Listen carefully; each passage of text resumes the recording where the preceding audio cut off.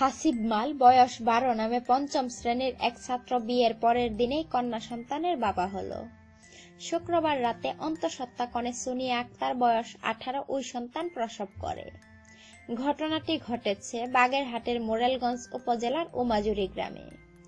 স্থানীয় নিশানবাড়িয়া ইউনিয়নের চেয়ারম্যান আব্দুর রহিম বাচ্চু বৃহস্পতিবার রাতে তার নিজ বাড়িতে কাজী ডেকে এই বিয়ে পড়িয়ে দেন। পাত্র হাসিব গুলশাখালী ফাজিল মাদ্রাসার 5ম শ্রেণীর ছাত্র। কাগজে কলমে তার বয়স 12 হলেও বাস্তবে বেশি হবে। সে উমাজুরি গ্রামের আব্দুল হাকিম মালের ছেলে। সুনিয়া আক্তার একই গ্রামের আসলাম মালের মেয়ে। বিয়ের আগে হাসিবের সঙ্গে মেলামেশায় অন্তঃসত্ত্বা হয়ে পড়ে সুনিয়া, যার সামাজিক সমাধান করা হয় দুজনের বিয়ে পড়িয়ে। চেয়ারম্যানের নির্দেশে কাজী মোহাম্মদ আলতাফ হোসেন 50,000 টাকা দেনমোহর ধার্যে বিয়ে পড়িয়েছেন বলে জানা গেছে। এ ব্যাপারে চেয়ারম্যান আব্দুর রহিম বাচ্চু বলেন, ছেলে এবং মেয়ে উভয়ে খুব গরিব। তারা একে অন্যের সাথে মেলামেশা করে অন্তঃসত্ত্বা হয়ে পড়েছে, তাই বিয়ে পড়িয়ে দিয়ে দেওয়া হয়েছে।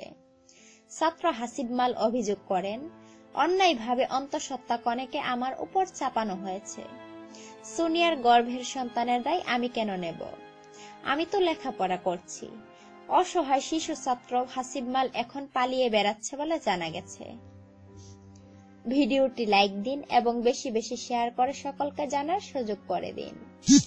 আর এমন আরো অজানা তথ্য জানতে এখনই সাবস্ক্রাইব করুন আমাদের চ্যানেলটিকে।